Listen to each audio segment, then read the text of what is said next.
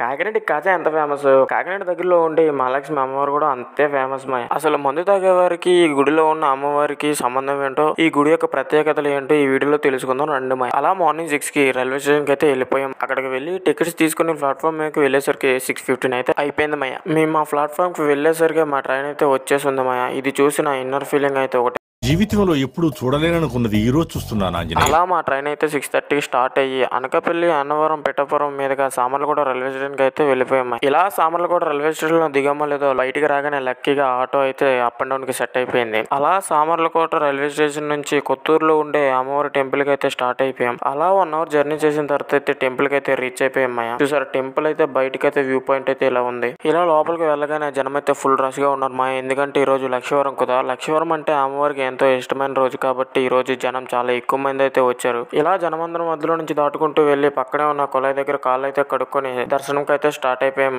ముందుగా ధ్వజస్తంభం దగ్గర దీపం పెట్టి మా ఫ్యామిలీ అందరం దండం పెట్టుకుని అలాగే గుడి చుట్టూ 3 ప్రదక్షిణలు అయితే చేసుకుని వచ్చేసాం. చూడడానికి గుడి చాలా చిన్నగా ఉన్న భక్తులు మాత్రం చాలా ఎక్కువ మంది అయితే వస్తారు. ఎందుకంటే ఇక్కడ అమ్మవారు మనం కోరుకున్న కోరికలన్నీ నెరవేరుస్తారని ఇక్కడ భక్తులు అయితే మంచిగా నమ్ముతారు కాబట్టి. లోపల వీడియోస్ నాట్ అలౌడ్ కాబట్టి మేమైతే వీడియోలు తీయడానికి అవ్వలేదు. ఇంతకీ ఈ గుడిలో ఉండే అమ్మవారి ప్రత్యేకత ఏంటో చెప్పడం మర్చిపోయాను కదా. ఈ గుడికి వచ్చి మహాలక్ష్మి అమ్మవారి దగ్గర మనం ఏమైతే కోరుకుంటామో ఆ కోరికలు ఖచ్చితంగా తీరుకుంటాయి. మన మనసులో మొక్కును మనం దేవుడి దగ్గర చెప్పుకుని ఒక అట్టిపండు గెలనైతే దేవుడికి సమర్పించుకుంటే ఆ మొక్కు ఖచ్చితంగా తీరుతుందని ఇక్కడ ఉన్న భక్తులకైతే నమ్మకం. చాలా ఫ్యామిలీస్ లో మందు తాగడం వల్ల చాలా గొడవలు అయితే జరుగుతాయి. అలా మందు తాగే వారికి మందు మాన్పించడం కోసం ఈ టెంపుల్ కి అయితే వారిని తీసుకొచ్చి అమ్మవారి మీద ప్రమాణం చేయించి చేతికైతే ఒక కడియం వేయించి ఇక జీవితంలో మందు ముట్టమని ప్రమాణం అయితే చేయిస్తారు. అలా ప్రమాణం చేసాక ఖచ్చితంగా మందు అయితే మానేయాల్సిందే. ఒకవేళ కాదు కూడదని మందు అయితే తాగినారనుకోండి ఆ తల్లి స్వయంగా వచ్చి మనల్ని శిక్షిస్తుంది. ఎలా శిక్షిస్తుంది అంటే ఎవరైతే మాట తప్పుతారో వారి నోట్లో నుంచి బ్లడ్ అయితే చాలా విపరీతంగా